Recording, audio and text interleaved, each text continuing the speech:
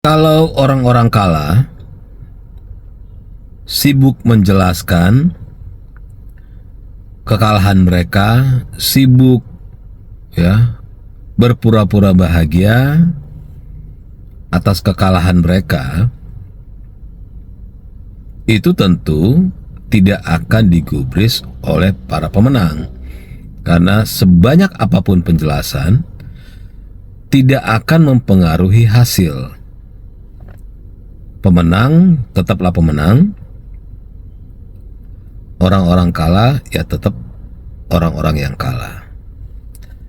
Tapi ketika orang-orang yang kalah menyebarkan informasi yang tidak benar, orang-orang yang kalah menyebarkan permusuhan, orang-orang kalah menarasikan sesuatu yang bisa mengganggu, maka orang-orang menang atau para pemenang tentu wajib meluruskan dan menjelaskan, bukan agar supaya orang-orang yang kalah ini menyadari, bukan, tapi agar supaya masyarakat tidak terpengaruh, tidak terprovokasi dengan penyebaran informasi yang tidak benar yang dilakukan oleh orang-orang yang kalah, baik kalah dalam politik maupun kalah dalam hidupnya. Biasanya orang-orang yang kalah dalam hidupnya, yang kalah dalam politik, yang tidak bisa menerima, mereka akan melampiaskan kekesalan mereka dengan menyebarkan sesuatu yang tidak benar, sesuatu yang bisa merusak, sehingga terpuaskan rasa kekecewaan mereka dengan melihat kerusakan. Makanya kita, orang-orang menang, orang-orang yang berpikiran sehat, orang-orang yang sangat mencintai negara ini tentu perlu untuk meluruskan dan menjelaskan. Jadi sekali lagi ingat ya, kalau orang-orang kalah baik dalam politik dan hidupnya, menjelaskan itu tidak mempengaruhi apapun bagi negara ini dan bagi para pemenang. Tapi kalau menyebarkan sesuatu yang bisa merusak kehidupan berbangsa dan negara ini, maka tentu para pemenang wajib untuk meluruskan dan menjelaskan. Clear ya?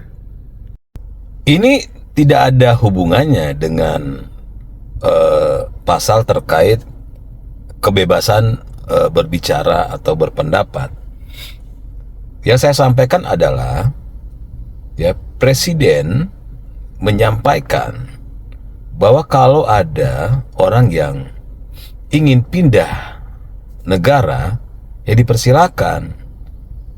Kenapa? Saya sudah jelaskan, berdasarkan amanat Undang-Undang Dasar 45, setiap orang itu berhak memilih kewarganegaraannya. Dan di Undang-Undang HAM saya sudah jelaskan juga bahwa setiap orang itu berhak untuk mengganti status kewarganegaraannya. Jadi apa yang disampaikan oleh Pak Prabowo bahwa silakan kalau kalian tidak mau di Indonesia, itu berdasarkan amanat Undang-Undang Dasar 45 dan berdasarkan Undang-Undang HAM. Jadi ketika kalian mengecam apa yang disampaikan oleh Pak Prabowo, kalian keliru. Karena kan itu maunya kalian. Kalian membuat gerakan mau kabur, tidak mau di Indonesia, tidak suka dengan menjadi warga negara Indonesia. Ya silakan, gitu kan.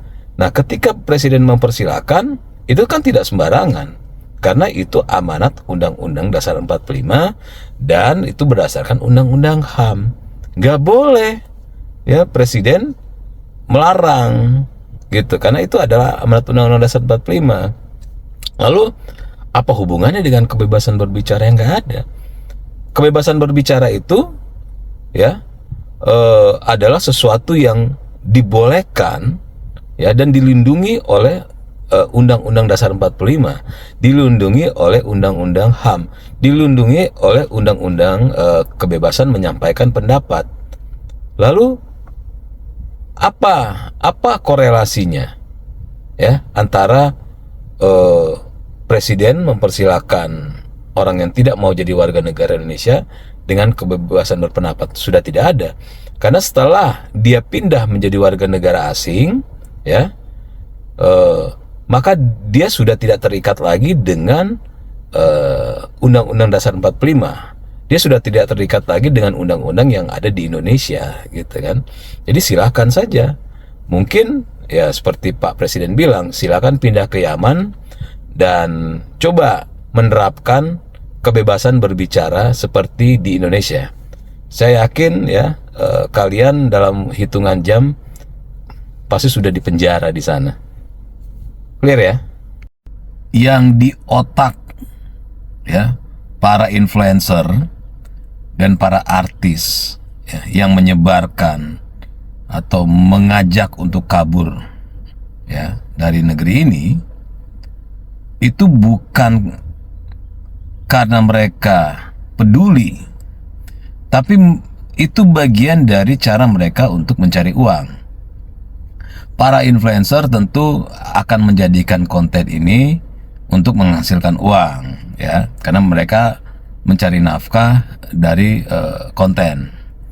Bahkan sampai yang tidak berhubungan, yang biasanya tidak ada hubungannya dengan konten politik gitu ya, mereka masuk ke situ bukan karena mereka tiba-tiba peduli, tapi karena memang mereka melihat ada peluang untuk mendapatkan uang dari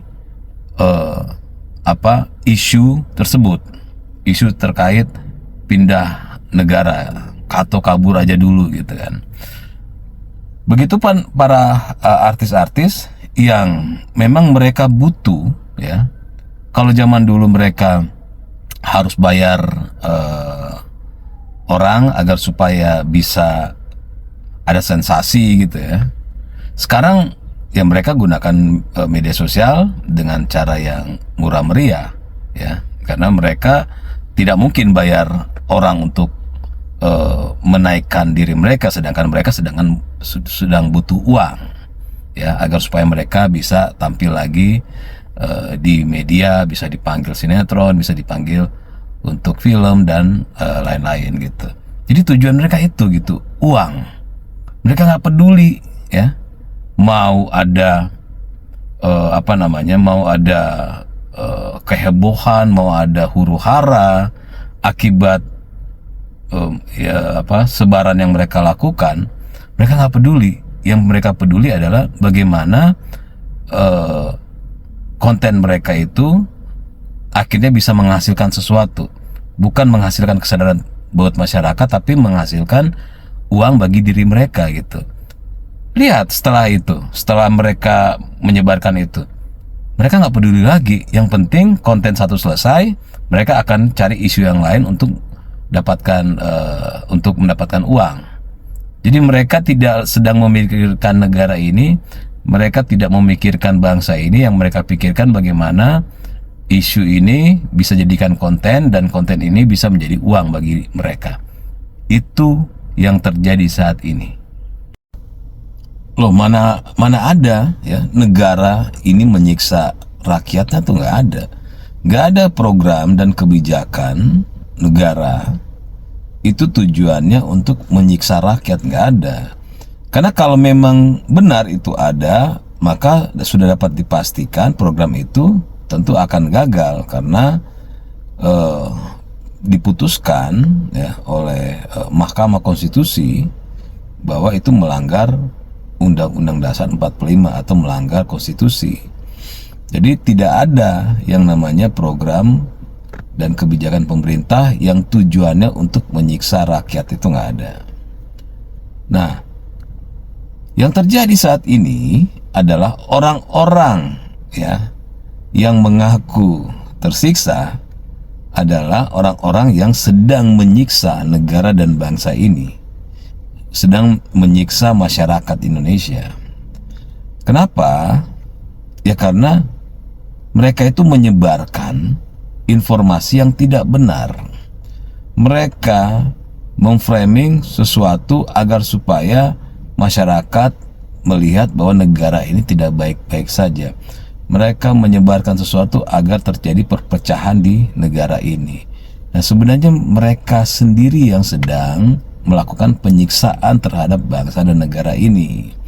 Makanya saya katakan, kalau kalian begitu tidak suka dengan negara ini, ya silakan kalian pindah.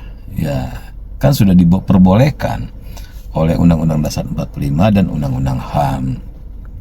Nah, kalau ternyata kalian merasa tersiksa karena kalian kalah dalam hidup, ya, karena kalian malas dan tidak mau berusaha, ya itu jangan salahkan bangsa dan negara ini, karena semua orang itu pasti, ya, dimanapun dia tinggal, di negara manapun, dia pasti akan berusaha, ya.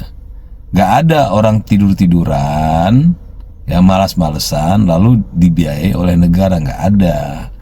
Bahkan di ajaran agama pun itu kita disuruh untuk berusaha, gitu kan. Nah, kalau kalian ingin, ya, malas-malesan tapi terus dibiayai oleh negara, ya tidak di Indonesia, silakan kalian pindah ke negara lain. Mungkin kalian suka ke negara Yaman atau negara-negara Timur Tengah sana yang doyan perang, ya silakan kalian tinggal di sana, jadi warga negara sana. Siapa tahu dengan kemalasan kalian, ya, tidur-tiduran, tetap dibayar oleh negara.